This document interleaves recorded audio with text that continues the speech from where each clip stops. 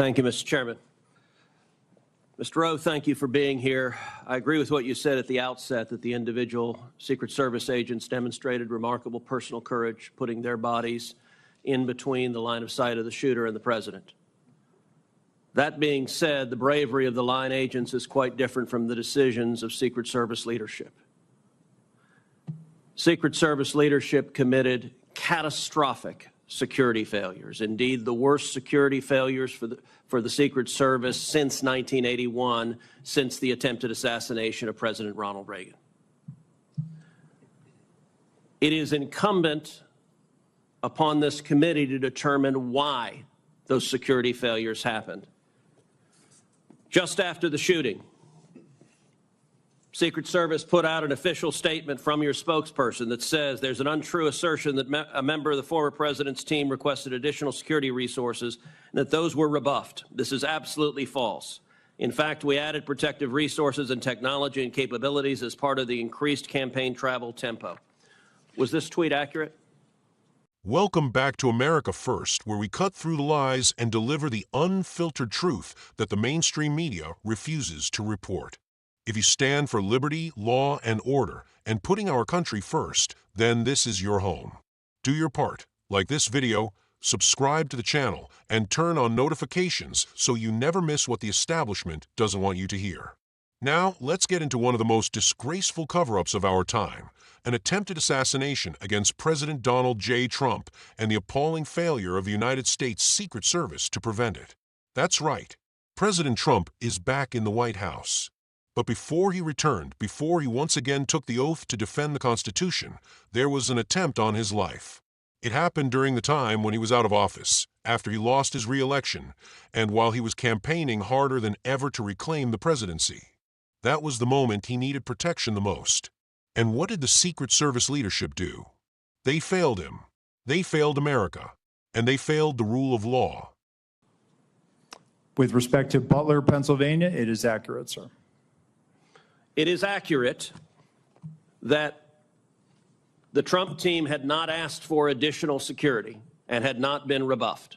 If you're talking about Butler, Pennsylvania, all assets requested were approved. If you're talking about the media reporting of assets requested, there were times when assets were unavailable and not able to be filled, and those gaps were staffed with state and local law enforcement tactical assets. So I'm reading from the Washington Post, July 20th, 2024. Secret Service said to have denied requests for more security at Trump events. The opening paragraph, top officials of the U.S. Secret Service repeatedly denied requests for additional resources and personnel sought by Donald Trump's security detail in the 2 years leading up to his attempted assassination, according to 4 people familiar with the requests. Is that right, that repeatedly the Trump detail asked for more resources and repeatedly Secret Service leadership turned that down? That is not accurate, Senator. Assets are requested. There's a process that is made. And how many requests did the Trump team or the Trump detail ask for? I can get you that number in a queue. You don't know now. So I can speak to the ones that were reported in the Washington Post, and we can go through them if you like. But you don't know how many requests there were. In general, how many requests since 2021 that the former Trump detail has made a request for assets? You've had 2 weeks. You had a spokesperson put something out that is false on its face. By the way, did you approve this statement when it went out? I don't know if I did or didn't, Senator. Has this spokesperson, is he still employed? Does he still have a job? He is still employed, Senator. So he lied on behalf of the Secret Service. He still has a job. Did your predecessor, the former director, did she approve this statement? Senator, our comms team, they send out statements, they do deconflict them, and they put them out. Did she approve this statement? I don't know if she did or did not, Senator. And you don't know if you did either? I don't recall approving it, Senator. Will you commit to provide this committee in writing every written request for additional resources from the Trump campaign or the Trump detail and every response from Secret Service? Senator, I will commit to providing responses and getting you the information that you are seeking. Let me ask you something. And who makes the decision to deny those requests? Did you make that decision? Which requests? Are you talking about the ones that were in the Washington Post?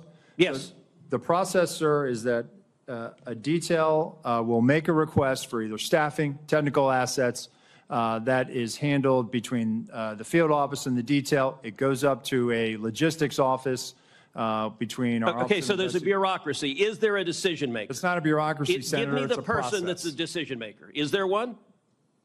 Senator, it's a conversation. It's not just an absolute yay or nay. So let me tell you what I believe. I believe that the Secret Service leadership made a political decision to deny these requests. And I think the Biden administration has been suffused with partisan politics. Did the same person who denied the request for additional security to President Trump also repeatedly deny the request for security to Robert F. Kennedy Jr., whose father was murdered by an assassin and whose uncle was murdered by an assassin? Did the same person make that decision?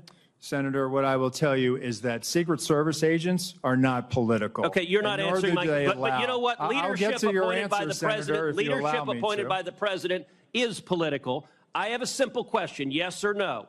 Did the same person deny the Trump request that also denied the RFK request? That's a yes or no question.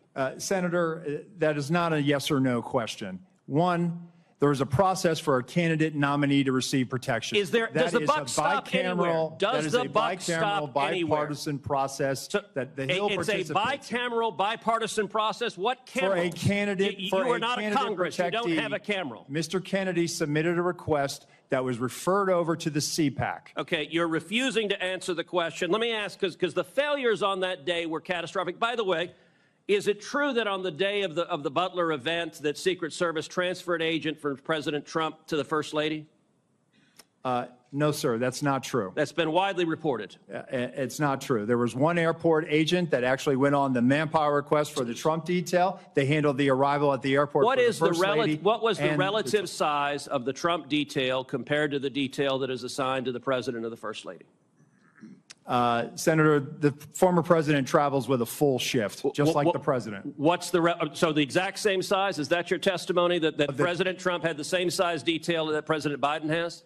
On the day of in Butler, the agents surrounding him, it is the same number of agents surrounding the president today. There is a difference between a sitting president who also not only Hold on, you're using president in a way that is not clear. Is it your testimony that in Butler, Pennsylvania, Donald Trump had the same number of agents protecting him that Joe Biden has at a comparable event?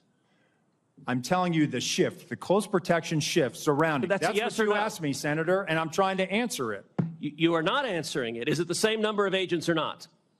Senator, there is a difference between the sitting president of the United States. Then what's the difference? The difference? 2x, 3x, 5x, National 10x? command authority to launch a nuclear strike, sir. I'm There not are other asking assets how many that more travel with agents? the president that Sir, the former president sir, will you are not get. refusing to but answer the number straight. of Secret Service Sir, agents protecting him. Stop interrupting me.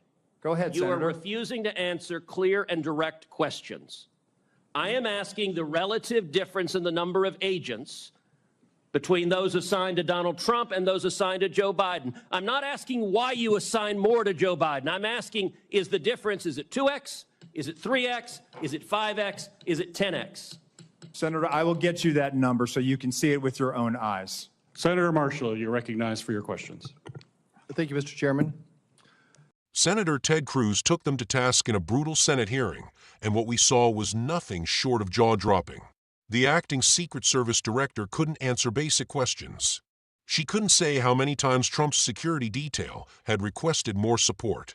She couldn't confirm who denied those requests. And she couldn't even admit whether she approved a public statement that turned out to be completely false. That false statement, released to the public after the shooting, claimed that Trump's team had never asked for more protection and that no requests had been denied. It was a lie that the Washington Post itself debunked, citing multiple sources and internal communications that showed Trump's detail had, in fact, asked again and again for increased resources. And they were turned down. Let that sink in. The man who had already served as president, the man who was again the leading candidate for the highest office in the land, the man who had been the target of threats for years, denied protection repeatedly, then shot at. If the brave agents on the ground hadn't responded in seconds, we might be talking about a national tragedy unlike anything we've seen in modern times. Those agents are heroes, but they were left unsupported by their own leadership. When Cruz pressed for answers, the acting director dodged. She blamed processes and staffing logistics, anything to avoid naming names.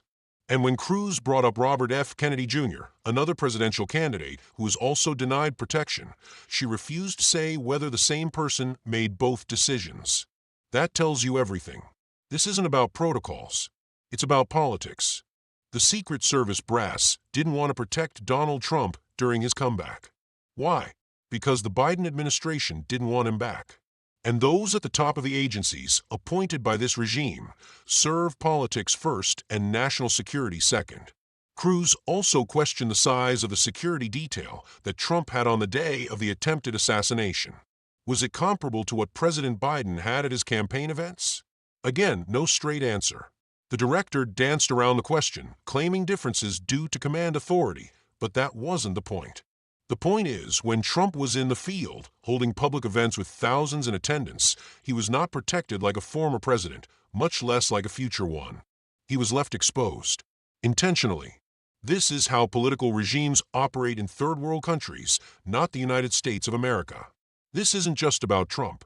It's about a government that no longer treats its political opponents as fellow citizens, but as threats.